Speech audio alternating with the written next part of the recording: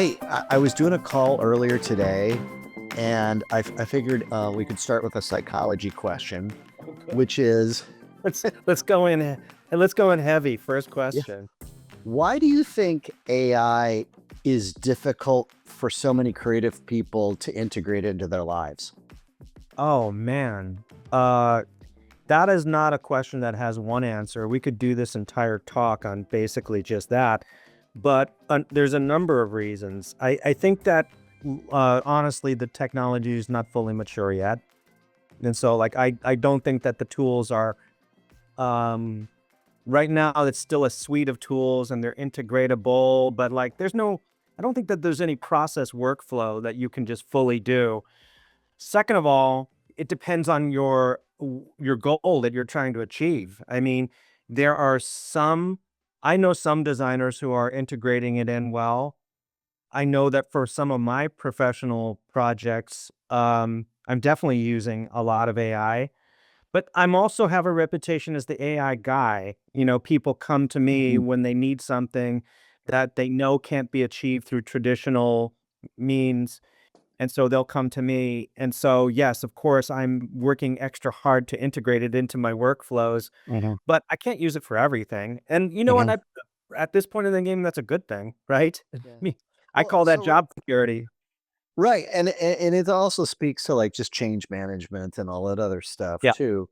But here's a question. So before AI, were you the guy that people came to say like, I don't understand how Photoshop works. Can you explain it to me?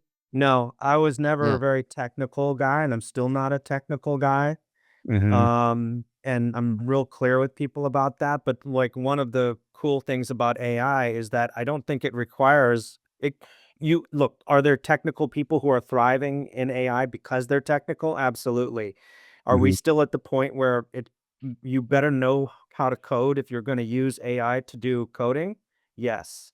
One of the nice things about this technology is it does not require a technical background, and all it takes is really a deep level of commitment and a desire to like maybe obsessiveness. I think is the key Hmm. quality that Yeah. I think benefits. Not everybody's obsessive, right? You know, and I would say that for the people who tend to do well in AI and are able to integrate it into their work lives are the people who are obsessive about it. And Yeah. you and me know who those people are, you know? Right. And At for this people stage in the game. at Yeah. this stage in the game, but I know so many people, I teach them all the time. I teach it, as you know, at a university level, but I also teach in a corporate setting, not just for graphic design, but also I teach for green energy companies how to integrate it into their workflows and such. And so I find that so many people they try prompting and they're not successful and they give up. You know, their their expectations are still very high for what it should be able to do for them, and Right. and then what I try to tell people all the time is like this is still a craft at this point in the game. That may change, Yeah. but for now, this is a craft and it requires your focus, your energy, and your dedication if you want to get good at it and if you want to understand it. And it requires your ongoing focus, energy, and dedication because it's changing so rapidly. Yeah. That's the good news and the bad news that I tell people. Right. The good news is like it requires the human touch, and you know, the bad news is it does require your focus, energy, and attention. Yeah. And there's also an interesting factor around the history of our human relationship with computers and with the stereotype of AI in the sense of, Yeah. you know, Robbie Robot, C3PO, Yeah. the Terminator, whatever. And so culture has trained us to think that AI out of the box will be all knowing, will read our minds, and will act accordingly. And then when it doesn't, Yeah. all of a sudden there's some like, but wait, I thought this technology was gonna be radically different. And it's like, no, no, it's it's just like all the other technology. As you say, it, Well, it takes some time, right? Yeah, I mean, it is and it isn't like all the other technologies. I Mhm. mean, you are right. I hadn't thought of that before, but this notion that we've been trained to think about this technology as inevitable for a long time. I don't think we thought it was inevitable within this time frame, but here we Mhm. go. But I would say it is manifestly different from other technologies in two regards. First regard, and most obviously, is that it has the capacity to affect so many different areas of culture Right. and work life than any other technology. Nothing has had that potential. We're not seeing that disruption yet, but it has Right. the potential to disrupt so many different industries simultaneously. Second, we have never had any sort of technology in the past that had the capacity for you to have ask it a question, to converse with it, and for it Right. to talk back. That's Mhm. totally new. Now, were there things in the past, like even toys in the 70s where you could say something and it would say something back? It was programmed. It was not Right. a conversation in any meaningful way. This Right. is the first time in history where we have this technology that will talk back to us in a way which is specific, contextual, rich, meaningful, and in real time. Yeah. This is it's hard to overstate how Right. profound of a shift that is and how potentially even more profound it will be in ways that we don't fully understand. 100%. We are in massive violent agreement. So, Yeah. I want to jump back in time a little bit. So like where did you begin? Where did you grow up? What was the world that Jeff Carino arrived into? Yeah, well, I grew up in Albuquerque, New Mexico, not exactly Hmm. the hotbed Okay. for design, but my father was also a graphic designer. Oh, really? Yeah, which is sort of you would say that inevitably made me go that way, and it's Mm. shocking that I went that way because we grew up, like I said, 70s in Albuquerque Yeah. with 4 kids in the family. My dad didn't make a ton of money. There wasn't a ton of money to be made in that field at that time. Right. And so we grew up, I don't want to say we grew up poor, but we were certainly poor adjacent for most of my Mhm. childhood. And so I know that my parents tried to actively steer me away from design. What did your mom do? She was a school teacher. Oh, okay. Yeah. Another money-making field. Yeah, yeah. So we were rolling in it. Yeah. And so they What had a what kind lot of of, work did he do design for? Was it packaging or signage or you retail name or it, whatever. Like he worked for some small agencies. So he did billboards and he Mhm. did like advertisement and logos and stuff. And I just remember as a kid just going around town and my dad would say, "Oh, I did that logo and I did that logo." And I was just like, that I thought that was the most exciting thing in the world. It was just, "Oh, I did that billboard," you know? Mhm. All Yeah. around town, I'd see stuff that he did, and I just Yeah. remember thinking, "That's just the coolest thing I have ever heard of." I remember going to his office one day, and he was working on of all things, a credit card. He was designing a credit card, and it never occurred to me that people would have to design the credit card, and I'm like, "My dad is designing that. That's gonna be in the pocket of thousands of people that they'll take it out and look at it." Right. I It's hard to overestimate how to overstate how Yeah. exciting that was to me. I remember it Yeah. very vividly. I must have been 10, years old, and I remember making a decision at that day. I was like, "That's it. That's what I'm doing, period." Right. So you it was the tangible factor of it, the idea that like, wait, his craft here, and we're talking about an era where it's paintbrushes and pencils and X-Acto knives and Yeah, it was easy field to fall in love with back then because my dad had his own studio in the house in mm, addition to, his workplace. yeah. And you'd walk into his room and it would smell like gummy erasers, those little Mhm. gray Yeah, squares yeah. and it, like paint and markers. And he had that kind of drafting table that was up at Yeah, an yeah. angle. And if you put the X-Acto knife on there, it would roll down. And, Yeah. there was a smell to Yeah. graphic design at that time. You Yep. know the smell I'm talking Uh-huh. about. There was the smell of ink and oil and Mm. erasers. And I remember at that time he had all these like, I don't know, the templates, I guess, Yeah. green plastic templates where you could or he called them French curves. They were French Yeah. curves and such. Mhm. And he had the letter set, an entire library of letter set press-on letters. that you could take out, and this is Times New Roman. You have to spend the next 30 minutes Yeah. like Bra pressing down a Braying it headline out, yeah. with that little ball peen kind of pen. Mhm. And it was so tactile at that Yeah. time. I mean, it was so um it was just very, very, very different. And I feel so privileged to have been a part of that world for so long, even though my participation in that world as a professional was very short.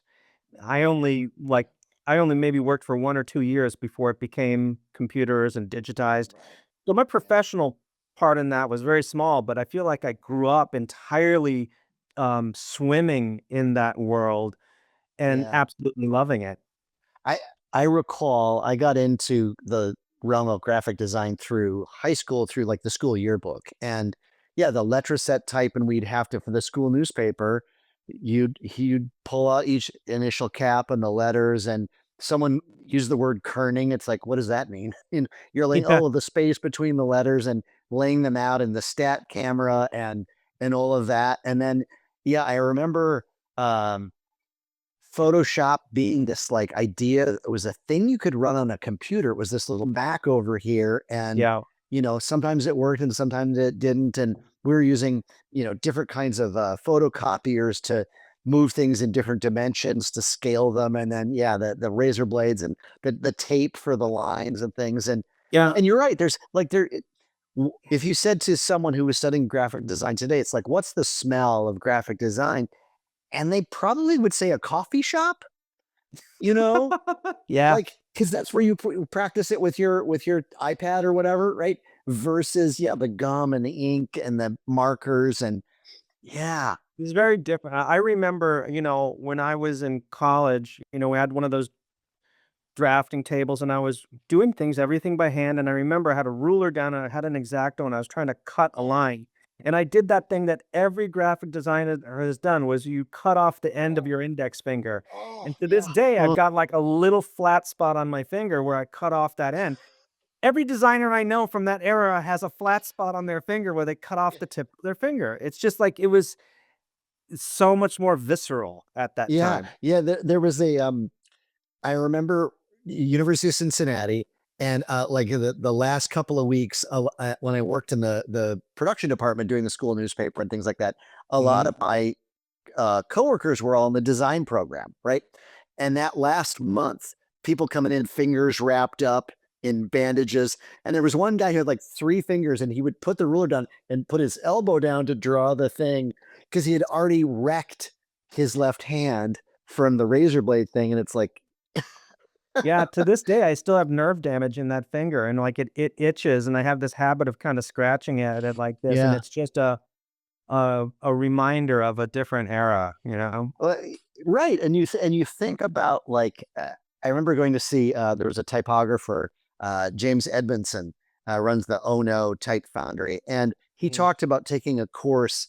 He went to The Hague in the Netherlands to study right. with stone carvers because it's Oh, like he wanted to get to the most primitive, basic version of typography, wow. chisel and stone and hammer, and it's going to take you 6 months to typeset, a 7 letter word because you're going to be That doing is it with a beautiful. hammer and thinking through all of the rules there and how all of that functions. And yeah, and now we think about like there isn't really much physical danger in the life of a graphic designer other than say like traffic or whatever. Like you're not in danger of cutting off your fingertips Well, just anymore. imagine if you're that stone carver carving out the letters, like, how much more deeply meaningful kerning is. Right. You Yeah. know, and line spacing and all of that, how really deeply meaningful that is when you're gonna spend the next week carving this letter, or Right. however long it takes. I mean, Yeah. I can't even imagine, but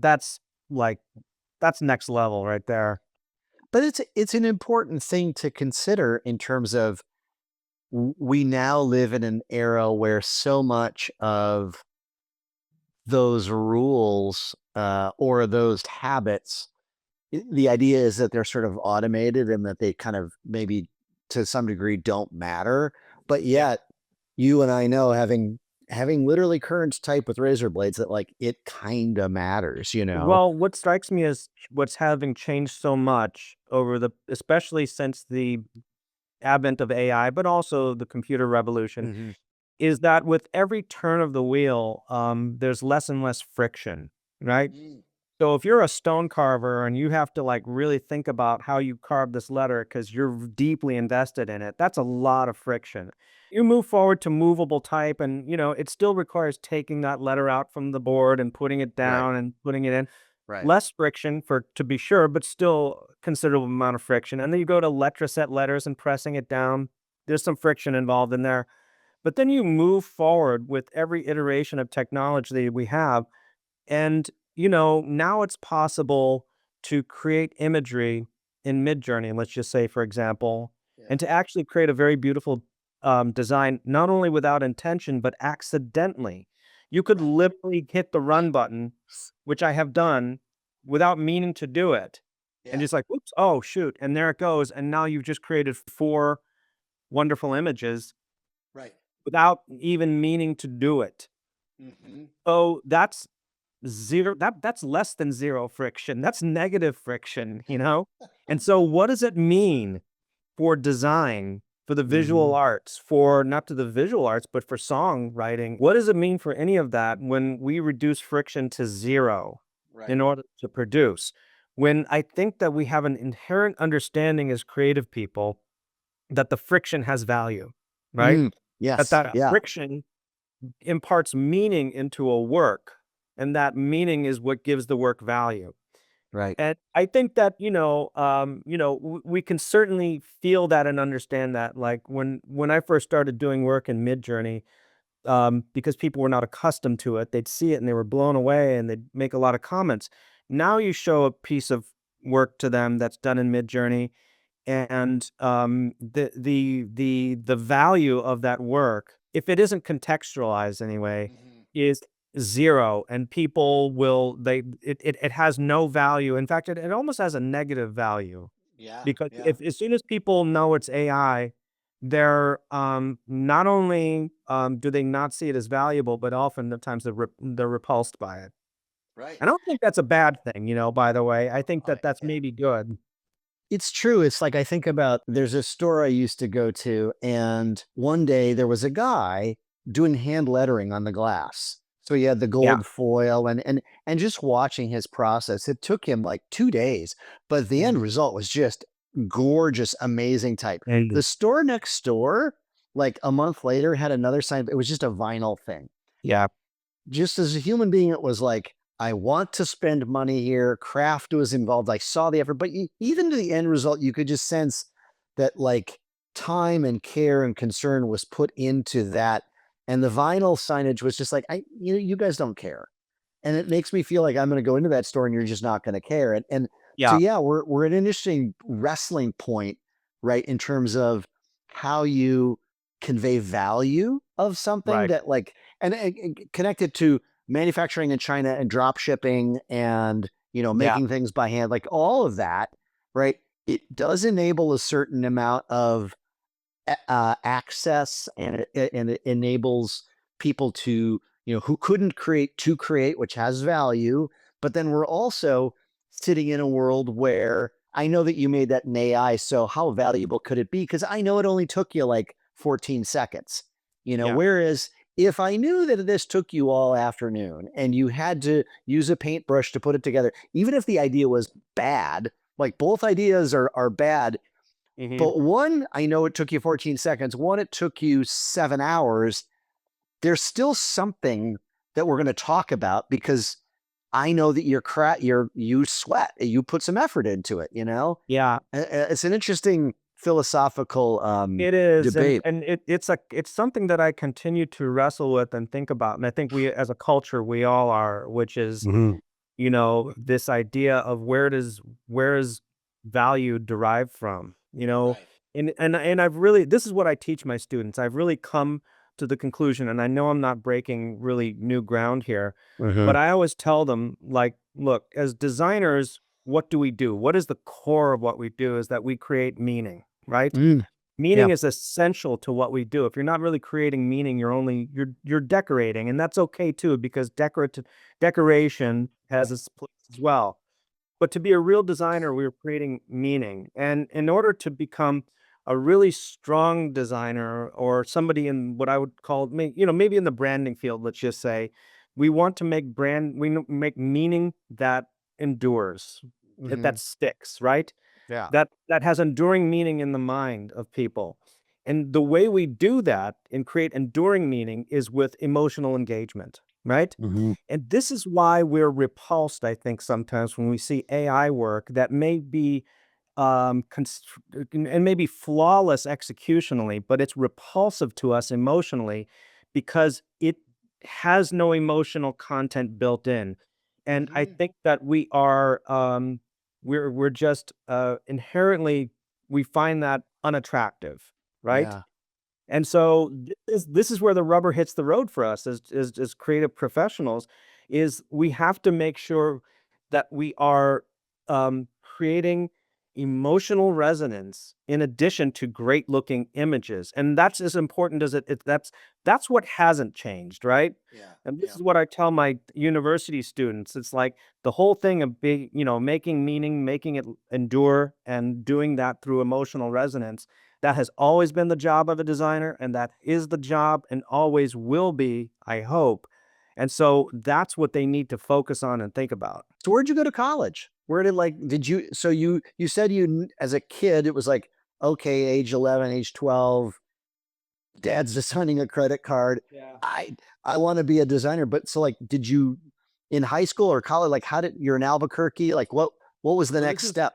this is my least favorite question in the world because, like, I live here in the Bay Area. Yeah. Everybody I know went to Harvard or Yale or Stanford or Princeton. Everybody I know went to Well, schools I'll of. twist the question to make it No, no, no, interesting, but yeah. I'll answer it for you, but I did not go to Harvard or Yale. I went to Eastern New Mexico University, and there was I 2 love reasons it. for that. Reason number 1 is because, I think my parents were very busy, and neither one of them graduated college, and so Right. the whole process of taking the SATs and applying for college was completely foreign to them. They had no Yeah. idea. I was kind of on Yeah. my own. Second of all, Eastern New Mexico University, had a they were trying to build out a really nice design program, Mhm. and so they started reaching out and actively recruiting, and so they recruited me by, like, any kid who was taking art classes, and created kind of a contest, basically. It's like, Mm. draw this very technical kind of drawings, and if you drew it well, you'd get a small scholarship. And Yeah. so I did, and I went there and visited, and there was like a new head of the department there who was just hot and heavy. I'm like, I'm gonna make a mark, and I'm gonna make little Eastern New Mexico University out in the middle of the scrub near Texas. I'm gonna make this the destination of the West for design. Yeah. He really talked a good game, and it was very exciting. It was heady stuff. And so I was like, I'm all in. He Yeah. was not successful, but he tried, and, like, there was a sense there at the time that that's was something we were building toward, and that Yeah. so it's a very exciting time to go to that little podunk university in the Right. middle of nowhere, feeling like we were building something magic. I mean, yeah, I think sometimes if you're around people who are like understanding the elements of the craft and the ingredients and the process and like just the building blocks of the career design or whatever, the most important thing is what you just described, which is the culture. Like Yeah. if you're around people who seem like they're on fire, you don't need someone who's going to like be a master of kerning. It's like you need someone who's going to Yeah, get you excited about all those things, you I know? mean, I think that there is something to be said about not only yes, I would say yes, and Right. there is something to be said about being around people who are masterful in their Yeah. understanding of the craft. Because I think that what I got from that school was a lot of enthusiasm and freedom to and energy. I think that what I did not get and what I had to learn the hard way was a lot of the very disciplined elements of graphic Yeah. design, of the hard choices of typography and creating grids for layouts and all of that Right. stuff was very hard won because I did not learn it, at Yeah. the college level. And so, but that's okay, I think even if you do learn that stuff in university, you're still going to relearn it once you get into Right. the real world. So where when how'd you get into the real world? Did you stay in Albuquerque or did you No, just I got to get out of here? I could not wait to get out. In fact, I did my junior year in Chicago. I transferred Really? out, and I went to Northeastern Illinois University in Chicago, not Northwestern, not the good one, but the other one. And You went so from Eastern New Mexico the to Northeastern. Northeastern Illinois. I mean, it was an urban Yeah. school right in Chicago. Yeah. Not a very good design program, but it was okay. I feel Right. like I learned a lot anyway, and what I didn't learn so much for school, I learned a lot from the School of Hard Knocks.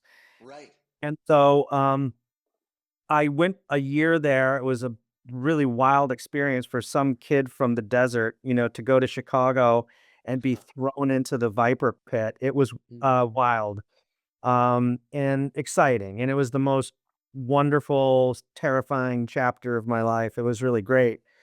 And then, I went back for my senior year just so I could quickly get through it, and I don't even think I stuck around for graduation ceremony. I was so hot and heavy to just get out there. I just got in my car and I drove to Chicago, and, that was 1989 or 1990. We were in the middle of a recession. Yeah. Yep. Getting a Mhm. job, was let's just say it was very difficult. It was very difficult at that time. And so, back then, no internet, there was no Right. like, how do you even find the companies and the Right. addresses to send Right. things? It was all of that was very hard, I very I hard. I wanna sort of make my students it's like, "Okay, I need you to print out your portfolio, mount them all to foam core, put them in a box. You have to go to the library, get the yellow pages." And they'll look at you funny because just use the internet, but, like, physically write out addresses, go to a FedEx place, like, all of those things that, like, just go to my URL," right? All the stuff that's so easy now, or you wouldn't Right. even do anymore. You wouldn't mail anything. It was very, Right. very just finding the addresses was very difficult.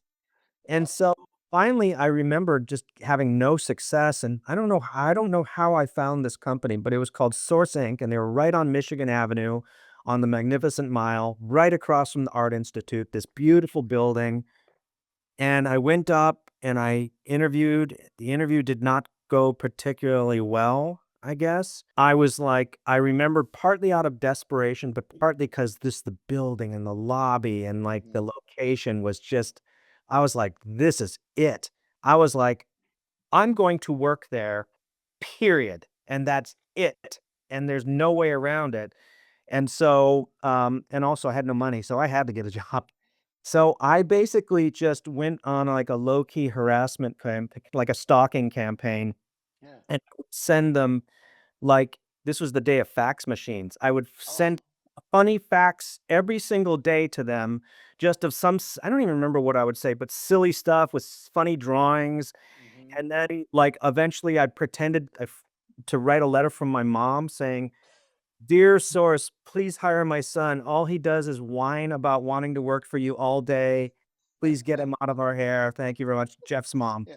Yeah. And Yeah. and then I made a six-pack of beer, like, from cut out cardboard, and Mhm. I drew the whole beer pack. It was like Yeah. but their name on one side and my name on the other, and Yeah. I hand delivered it to the desk, there, and, that was a pretty big deal because it was hand done, like, 100%, and after Yeah. that, I think they were like, "Oh, God's sakes, let's just hire this kid." Right. So they did, and they didn't pay me much money, but they got in, and it was it was every bit what I had hoped it would be. It was, like, Yeah. such an exciting time to be in that field and such a Right. wonderful office. I loved it. It was great. So your first year, you're hired at Source. You are a designer. You may even have a business card that has your name and the word designer next to Yeah. it, right? You know. Associate designer, yeah. So what was the most important lesson you learned in that first year? Design is hard. Design is hard, yeah. So, like, I just finished saying, "Oh my god, it was wonderful, I loved it," but that's not entirely true. When I think about it, I look back and there was a lot of hard I learned s you know what was the hardest lesson for me? And Mm, I learned a lesson the hardest way, which was, discipline. I was not a yeah, very disciplined person. I was one of those kinda kids in college that I'd run right up to the deadline and do it at the last minute, and you can get away with that in yeah, college, but you cannot get away with that in the real world, and I was all over the map and yeah, just not cutting it, and my boss pulled me aside and basically just said, "Look, this is not going good for you. You need to get your shit together right, or you're not gonna work here anymore." And that put the fear of God in me. Like, yeah, that really that so I went and I got a book about, like, being organized, being disciplined, like, how to get to a meeting on time, how to keep your desk in order, just basic stuff. yeah, And I must have read it 5 times. I went through that book again and again and again, and because of that book, I learned how to be a disciplined person and how to keep a schedule and a calendar and how to be very, very tight, and that changed my life. Absolutely, that changed my life. Those lessons still resonate with me today, and I yeah. took them with me to my next job and to every my very approach to design, which is to be organized and to be disciplined in everything. Isn't that interesting though that like you can learn how to be a musician, how to play an instrument. You can learn how to be a painter. You can learn how to be a designer. You know, doctor. But then there's things like showing up on time, showing up, having like taken a shower, keeping your house organized, keeping your tools organized. Like those aren't necessarily things that the school is going to teach you, but You that know? like at some point either life hits you upside the head and then you go find the book, right? And in your case, you're Yeah. literally a book. Uh, but you got to find the thing that helps you understand that structure and routine and things like that actually have a place in all of that. So thinking about that, I'm curious today, if I'm a client and I come and I hire you, what's your optimal process for design? Like we could be talking about a logo system or a wine label or whatever, but like what are the kind of the key points for you in terms of like, okay, Tim, this is the first thing, the second, like how do you organize and think about a design process? I mean, I definitely don't have a process, which may sound funny given what I just said, Right. but, I would say that my process, if I have one, is to do absolutely everything I can to understand what the problem is or what the challenge is or who the client Okay. is. And, I try to understand a little bit about their culture, understand what is the decision tree. Like, are there 5 or people who have to sign off on design or is it 15 people? Because that right off the bat is gonna very make a very different approach, right? Mhm. Like, I wanna find out as much about them as possible in order so that I can understand because I know that depending on their culture and the way they think and the way they approach things, I'm gonna end up designing a different calendar or a different timeline for the Right. client. Because I really believe that you have to, at some level, mold yourself to their process. They're the client, you're not gonna change them, you're not gonna if they're kind of messy and all over the place, you're not gonna, like, impose your will upon them and make them disciplined, or if they're very, very orderly and strict, you have to take that into account. So, I don't know if that really answers your question, but to me, like, my approach differs quite a bit Right. depending on my perception of the client. But you're really talking about a philosophy that says, and Yeah, I think what's important to take away in all of this is to recognize that whatever you're designing is inherently an artifact or a part of the client's culture, right? Like Jeff Carino might yeah, be the designer. Hooray, great for Jeff. But ideally, what Jeff creates for the client is ultimately going to be a factor of how that client lives and breathes and interacts and how they're yeah, organized and what their culture is and all of that. And so like for you to kind of be able to discern how they tick and how they think and where how they see themselves in the world is probably some of the most important questions you can answer. Yeah, yeah, it really is. It is important. And also, I think that one of the things that's really important for me, and this is very much lines up for what you just said, is early on, I think it's so important to create an atmosphere of trust, with the client. And so that can look a lot of different ways, but like I'm never going to jump into a meeting and just like immediately start talking about the Mhm. thing. But like, and I know I'm not reinventing the Right. wheel here or anything. This is like Right. basic stuff, but it's like, tell me about your Right. kids. Tell me about where you live. Oh my gosh, I lived there once. Just like establish. It's so important to establish Mhm. trust and to create a personal Right. connection with each of the important people on the Mhm. call so that they feel comfortable telling you the important things about their business. And so that also that if I need to break some bad news to them, like I can do it from a point of like, look, you trust Mhm. me, you know, we've been working together. You know that I'm not going to steer you the wrong way, but this is not the right way to go. And you guys need to rethink the approach a little bit. I think that that approach of like establishing trust, not just at the beginning, but with every phone call, every time you get on with them, Mhm. just make sure you're reestablishing trust really pays Yeah. dividends over time. So I want to shift it up a little bit and go back to the erasers and the smell of the inks and whatever, because that was Mm. a form of technology, right? Like the design Yeah. technology of your dad's era was very manual. And I'm curious, you and I obviously grew up where like, hey, now there's a thing called a computer. And hey, now there's a thing called a Mac, and now there's a thing called Mhm. Photoshop or whatever, or how have you come to understand the role of technology as a designer? Man, that's a tricky one because it's ever evolving, right? It's like I just had coffee with a friend before this call, and we were talking about how much more complex design has become over the past 20 years or so. I want to say partly because of the computerization of everything, but also because of social Mhm. media. There's a lot more touch Mhm. points in a brand identity, Yeah. for example. Right? Like any brand design you work on now, I mean, there's just so many elements that your design needs to touch. And it didn't used to be that way, you know? It used to be very different. And that um that library of touch points is ever changing and ever expanding, Mm. especially on these large Yeah. projects. Like I'm working on a very large project for an Indian company right now, and there's just so many moving parts.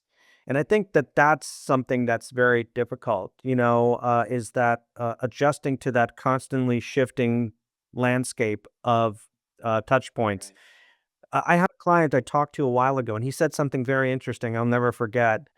I was talking to him about how, like, what is the future of work?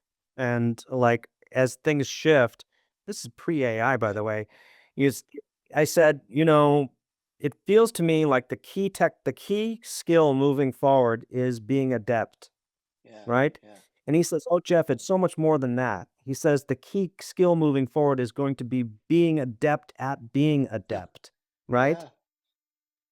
Yeah. Mastering the change of Yeah. change, And so, and he was absolutely correct. He's a brilliant guy, really, really interesting guy. And like, he was absolutely right about that.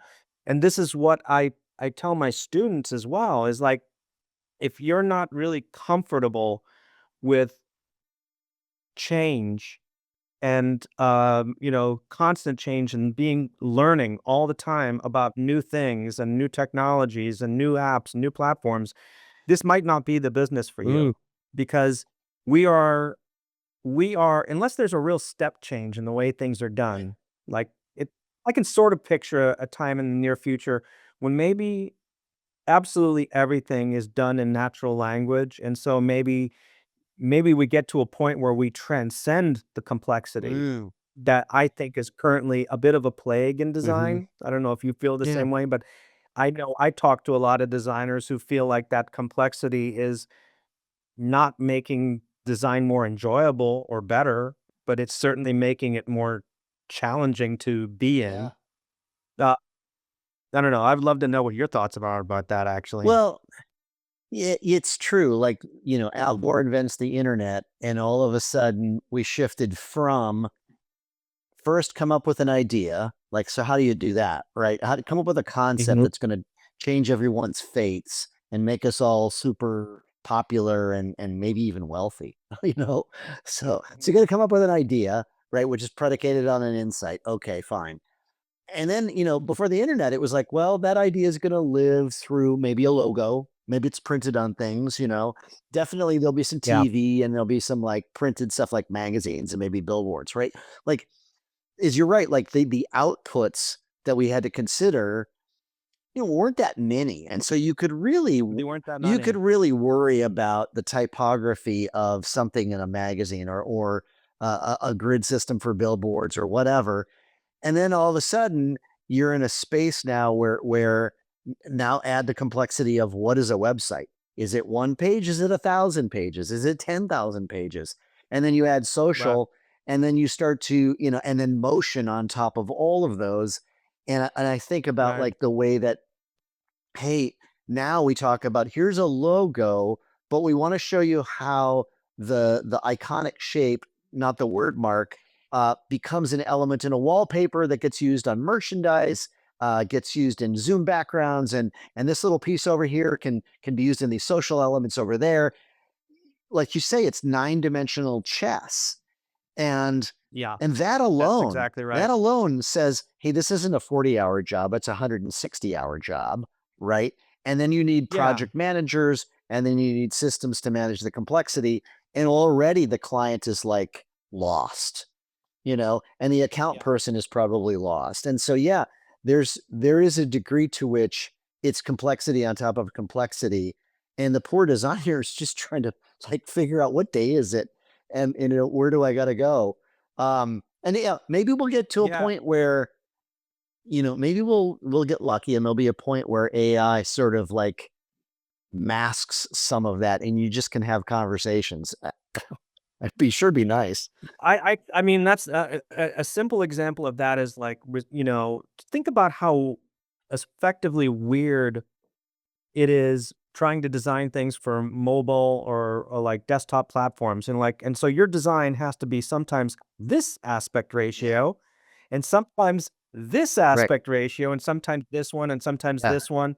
Given the different types of Yeah. phones and the different monitors, it could your same design has to work well in a whole variety of aspect ratios, which is that didn't used to be Right. that way. So like that's complex and that's difficult, but I can see a time in the future when AI just handles that, Right. for you, and you don't really have to think about or worry about Mhm. that, you know? Well, there were some Um, things at the recent Adobe Max where they were talking about, uh, not yet public, but the notion of you've designed one iteration in one aspect ratio, and you literally push a button and it iterates all of the other aspect ratios of your design, well, here I'm you know. hypothesizing as if it's the future, and apparently there we Well, are, I mean, right? it's going to get there, and it sort of makes sense that, and that's the business problem of business problems, especially in like high churn, um, large global companies that like someone was just doing the math for me the other day about okay, let's just say it was like you have 9 products or 9 SKUs and you need to, make 3 social ads for those 9 products. Okay, that's 27. But now you got to do them in 5 languages. Okay, whatever that meant. And then you got to do them all of a sudden you're talking about a design team that has to deliver up several 100,000 elements. And it's like there Yeah. isn't a holding company in the world that could staff up for that. And the only solution for some of those challenges is AI. Like that's the only way you could Yeah. solve that problem. Funny you should mention it. Like I've been doing work for a company recently where they are a direct marketing agency and they've got a lot of different they'll do an ad, but it needs to go through all these different aspect ratios, and then it needs to go through these types of the kind of changes in the Mhm. headline and the Yeah. subhead. the variations goes from one to dozens very quickly, and each one of those needs to be proofread Right. for not only for typos, but also for length and for, a number of different variables. And so they were like, well, this is very time consuming. And not only that, but it's error Mm. prone because a human has to go through that and it's very easy to miss. And so me and my colleagues designed a custom GPT. It's not the most sophisticated solution. A better way would be to do it with Python or something. But we designed a custom GPT where you simply put it in, it runs it through the paces and checks Mhm. everything. And so yes, this is an example of like where AI is actually does a better job than humans at the exact same task, assuming, we haven't fully tested Right. this yet, so I don't know how error prone it Okay. is. But we do know that the baseline system was error Right. prone. Already. Yeah. Anything that we introduce above that is gonna be less error prone than the base, so that seems like kinda Yeah. positive. So we'll see. So let's look at okay. So in the last 3 years, like our lives have changed dramatically because of ChatGPT shows up.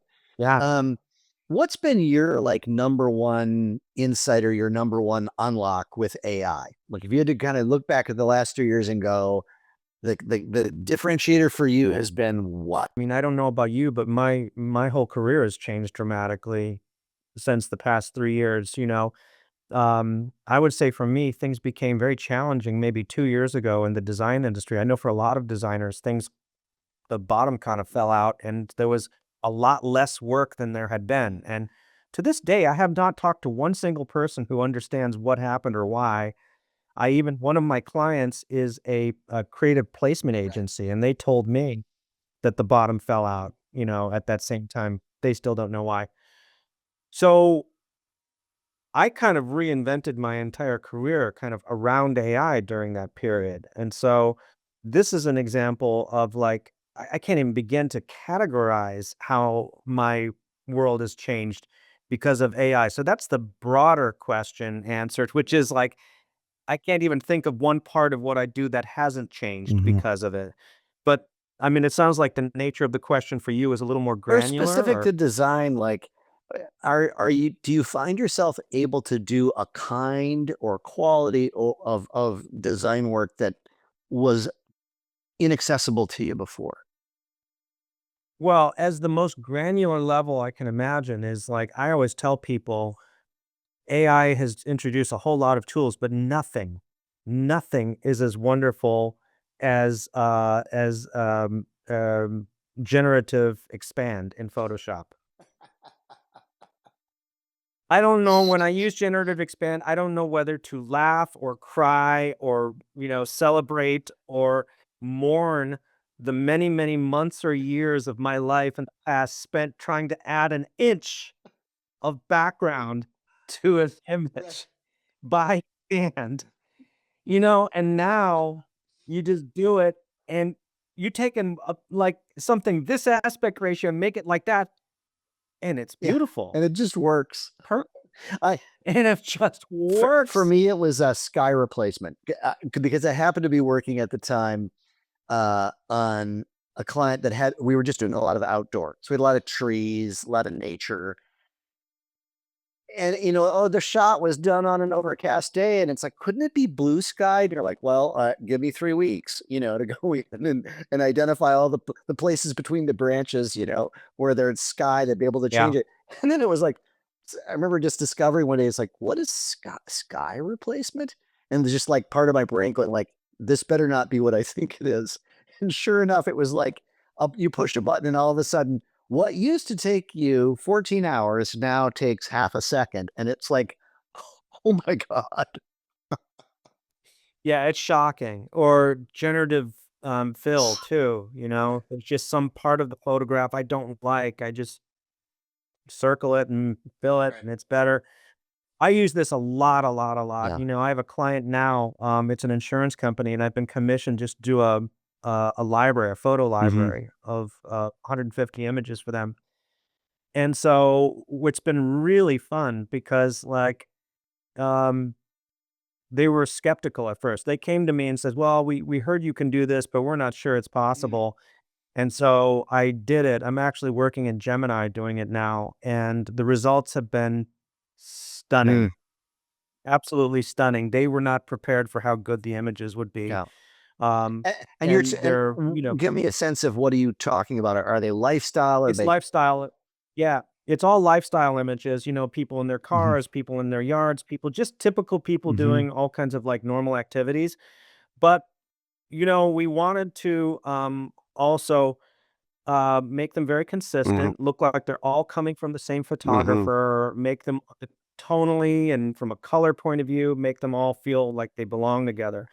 And so I was able to do that through like training the model mhm, in advance and creating a prompt, a master prompt that would make all of the photographs have a very similar look and feel. They all are shot from the same time of day, and they have the clothing all looks very like it's all in the right palette. mhm. It's all, and they're beautiful Right. shots. It's still a lot of work, but it's created a whole library of images that just have undeniable consistency and even poignancy. Mm, Some of them are just very, very right. beautiful. Uh, Well, and to the point and the client was like, oh, client was very surprised how good they came out. well, and I do think that, like, the other option is, okay, hire a photographer, do casting, do locations, and it's gonna take, you know, 6 months. It's gonna cost them $1,000,000. It's like, they could just the option there is like, well, Well, we're not well, gonna do it, you know? well, funny you should mention. In this particular case, the client is going to do Mm. that. So they are hiring, I don't know how many photographers, but a bunch of them to do exactly that. The reason they hired me is because those photo shoots are going to take Yeah. months. It's going to take a very long time, and they need shots Mm. now. So my job was just to provide a Yeah, stopgap for them so they have something. right. And so I have very mixed feelings about this a little bit because like I showed them the work and I know what they were thinking, which is what everybody had to be thinking on the call, which is, okay, why are we doing those photo shoots Mm. now? Yeah, Why are we spending all that money on that? Because this is clearly, we're not going to do better than right. these, Yeah, so, which makes me very uncomfortable a little right, bit because like, yeah, I want to have work and I like to do this job and it's very enjoyable, but I also know that I'm treading deep right, into someone else's right. territory. So, Yeah, you don't wanna be the guy who's taking away the work of other artists, but on the other hand, you may be unlocking a way of them thinking about creativity that they hadn't before, and yeah, well, this train has left the station and there's like, there's no stopping it, and but it is. I mean, I remember talking to a friend of mine who's a professional photographer, yeah, and you may know him as well because he was on the Friday right. call a while Yeah, ago. And I remember showing him some of these early AI images. He's a very good yeah, photographer, and he just looked at that and said, "It's over. It's over yeah. for Well, photographers." or for certain Now, types it's of not photographers, over, right, yeah, right? Right, and that's what I wanted to say here. It's not over. There are certain types of photographers with whom you cannot replace it with AI, and that's all there is right. to it. But that said, there's a whole other chunk of photographers for whom that type of work it's going to be very, very difficult for clients to justify the hundreds of thousands of dollars necessary to do a bespoke photo shoot when they could pay somebody Mm. a small fraction of that amount for work that's just as Let's good. connect this back to that the conversation we had a bit about authenticity, though. So, like, Yeah. you do that, and yeah, they're really great images, but what happens to the brand when it becomes known that, like, all of their images are AI, even though they're really, really, really good, right? And you've done a lot of, I mean, Yeah. obviously, it's not like you just the machine, they pop out of the machine and you're done. It's like you're going in and you're doing a little bit of retouching and you're Mhm. fixing. And so a human being Sure. invested of a lot of time in every single one of the images above and beyond just generating them. I think about, like, the Mhm. the Coca-Cola recent, what did they say? There were 70,000 clips that were generated, and you think Mhm. about the Yeah. poor individual, the 6 team members who had to, like, stitch all of them together. It's like there was still a lot of a lot of craft, you know, Yeah. that goes into. So talk to me a little bit about your thoughts on what does it mean for this brand, or any Yeah. brand when they sort of say, you know what, that to the undiscerning eye, these are great images, generally speaking, but then there's is there a PR hit if people realize this is AI?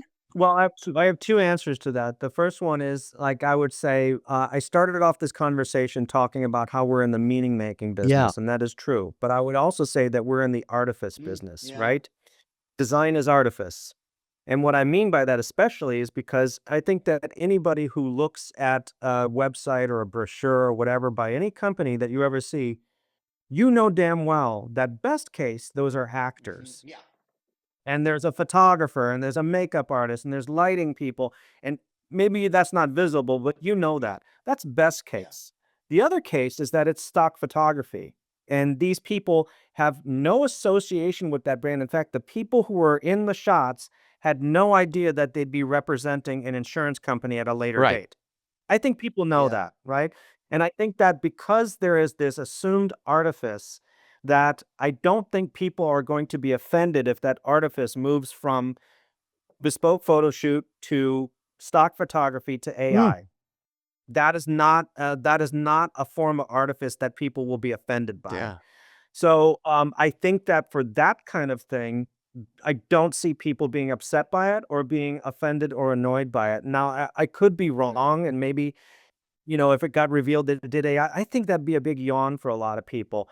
There are other circumstances in which if people found out that the work was AI, and a great example is that guy who did that Denver art exposition, and he did it in AI, and people were correctly furious about that. I think there are less egregious examples of Right. that where people would also be offended. But like it's all case by Yeah. case. It really is. The tolerance for the artifice is on a spectrum. Mm, It's not yeah. binary. I mean, I think about, our colleague Mark Smith in terms of like the fact that he is a very talented acrylic painter, but that he's using AI to inform what he chooses to paint. And in some cases, Yeah. it's just like, why wouldn't I do a digital printout of what I created in Photoshop based on generative stuff and then paint on top of it or choose not to, right?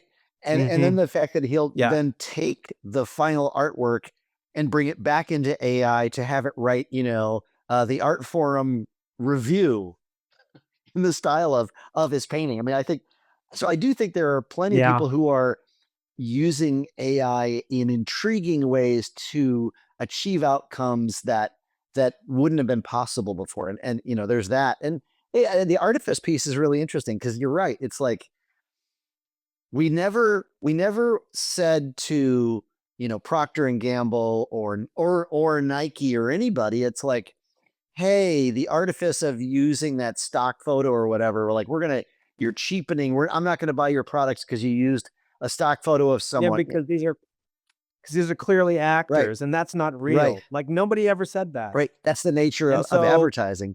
Huh. that's the nature of advertising, and people understand Yeah. that. So, like, that's just not something anyone's ever gonna be offended by. But the second part of that question is, like, will people continue to have that sort of spectral, tolerance for this sort of thing? And my answer to that is it will depend very much on what happens next, which is what is unknowable. Like, people I think were I don't wanna get too overly dramatic with my example, but people were pretty tolerant and excited about or interested in nuclear Hmm. energy until there's a nuclear disaster, and then people are like, I don't want a nuclear power plant anywhere near my Yeah. house. You know what I Yeah. mean? So right now, I think that there's a sort of a tolerance level, but what if there was some sort of AI disaster on the scale or spectrum of like a Chernobyl or Yeah. something like that? That could very well change attitudes and decrease tolerance level across the Yeah. spectrum. I'm being very Right. hypothetical here, but that's not the Well, picture. so here's another question then, kind of related to it. You think about you and I, we create something on behalf of a brand. Um, Mhm. And that work ultimately exists in a broader context, in a magazine, on a meta platform, on a billboard, but it's next to and surrounded by, especially on social, other advertisers, other organic content, Mhm. et cetera, et cetera. And talk to me a little bit about this notion of AI slop. So all of a sudden, and goes back to Yeah. the broader challenge of we used to just create for a very few mediums, right? And so it was easier to Mhm. kind of maybe know what your work was going to be surrounded by. And today, Yeah. like the stock thing, the it's kind of connected to, like, we used to warn people, don't use stock because another advertiser could use the same photo. And all of a sudden, and there were cases of, two very similar brands using the same photo, and ha ha ha. And now with Yeah. AI and AI slop, like, talk to me a little bit about how you would advise either a student or a brand in terms of, like, how can a brand using AI stand apart from and be authentic in streams and feeds where everything else is AI? Yeah, I mean, my answer to that would be like learn to discern. I didn't mean to rhyme it like that, but like learn to discern. And this is what I tell my students all the time that, and discernment means a lot of different things. Discernment A means look at that image very, very carefully because human beings were very, I think we're all have heard this a million times, we're pattern matching machines, right? And our pattern detector goes off very easily if we detect a pattern which does not Mhm. fit, right? And so people can tell for the most part if AI isn't quite right. So you better make sure if you're using AI that it absolutely right. And I've seen this many times. When something's not quite right, even a little wrong, people react not only negatively, but like they're offended. Yeah. It's there's something offensive about it. But I have also seen similarly, when you show people an image and even they know it's AI and it is 100% on, they respond emotionally with Yeah. it in a positive way. Mhm. They receive it. If it is 100% right, they respond with it as the same way if there would be a real Yeah. photo. And it is shocking to see the difference. And I've shown enough people now, like I do these images all day long and I'll show them one in a row. And to see a group of people, maybe I'll have 10 people on the call and see them react in a disgusted manner at the one that's not quite right and then all of them go, "Ah," at the one that feels perfect. And they're both AI. Even though they know it's Yeah. AI, everybody knows it's AI, and yet so you think that, like, seeing behind the curtain would make people, react poorly to it no matter what, but they don't, and so that's the first thing is learn how to discern the thing that really is truly, absolutely emotionally spot on versus the thing which is 99% and that last 1% is gonna piss people Yeah. off, right? So that's the first thing. Then the second thing is that spectral thing that I talked about, which is that there are different levels of tolerance depending on the context. And know your context. Know which one the artifice will be offensive to people, and know that context in which it will be totally acceptable. And do not use it in those areas Yeah. where artifice is unwelcome. Yeah. Yeah, that's really smart. So I got two more questions for you. Just thinking about your Mm. students, you and I imagine you're talking to someone who's just starting out, right? So they quote unquote know Photoshop, right? They've got some skills they've studied, design, they understand history and things like that. How would you advise a recent grad or someone who's like a junior, or maybe you've done this, how do you incorporate AI into your practice? What I try to tell my students all the time is like, don't just do it because you can. Like increasingly, I'm seeing students do stuff just because they can. Like an example of that is like I'll have them do a project, and I always start off with a creative Right. brief, very tight brief that they need to fit this. And they'll come in and they'll do the work. And inevitably, because they're working on Mid Journey, and because you can make a video at the touch of a button, they'll include a video. Mhm. And inevitably what happens is because it's an MP4, they get to their slide and they have to it slows down the flow because you have to actually press it and then it makes mistakes and whatever. And I'm like, don't do that. Don't include a video just because you can include the Right. video. First of all, A, it wasn't in the brief, so don't do it. Second of all, what was that video doing to add to your story? Did it do anything meaningful or additive to that process? Or did you just do it because you could and you thought everyone would be impressed in the class?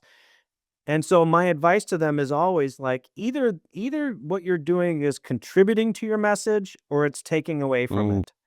And if it's taking away even a little bit, don't do yeah. it. So that's the first lesson I teach them Yeah. is it's again, it's Yeah. discernment. Number 2 is I always tell them, don't get stuck on just using one Mm, platform. yeah. Like, maybe there'll come a day when one platform can do it all, but we're not there yet. And so I always tell them and I show them that to get really good results, you may have to start in ChatGPT to get a good prompt. Now you go to Midjourney. Now you take it into Gemini. And you might have to go to several different platforms in order to get the desired result. And so I tell them that's super important is be platform Yeah. agnostic Yeah.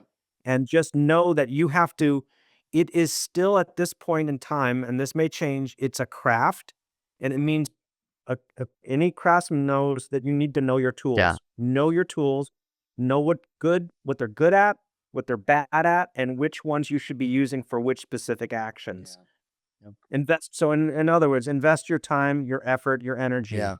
Cool. My last question. So it's been 3 years since ChatGPT showed up in your career, completely reinvented your career. So 3 years from now, so let's say 2029, what do you think's going to be really different? Where, like, if we're going to use a sports metaphor, like, where do you see the ball or the puck going?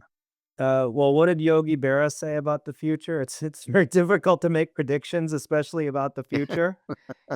You know what I hope? My hope is different from my belief. My hope is that, like I said, I think that we're in an era of unnecessary Mm, complication in design, and I think that all that complication has eroded the craft a little bit for my taste, and has made design a little bit unsatisfying for a lot of designers I talk to. Right? You know, and so I would hope that maybe AI introduces a new level of just a new way of working that is more satisfying for the people who are involved in it. Um, my my prediction is that that's not what will happen is because, anytime you lower the barrier for entry, and that's what AI does, it lowers the barrier for entry. It just causes more people to come in who have only a artificial or a surface level and understanding of what they're yeah. doing but can still get away with Right. it, they can still make it work, but in the meantime, it's like, we always talk about a rising tide raising all boats. Well, tides go out too, Mhm. and they lower all boats. And so my fear about AI is that it will be an ebb tide Mhm. that lowers all boats. Yeah. My hope will be a flood tide that raises them all. We'll see. We're exactly. We don't have any other choice but to stick around and find out. Well, That's right. thank you, man. This has been so great. I really appreciate you get some wonderful insights and help me think differently. I think that's to me the gift of AI and these conversations is it allows me to think differently about how we do what we do as creative people. Well, this has been fun. I've enjoyed it and makes me feel like I want a podcast too, because I want to have more of these conversations with other people. Because it's like, it's interesting talking about this. I know I've had all these thoughts rolling around my head, but you seldom get the chance to kind of speak them out loud to another professional such as yourself. Well, there we go. Thanks, buddy. All right, thanks much.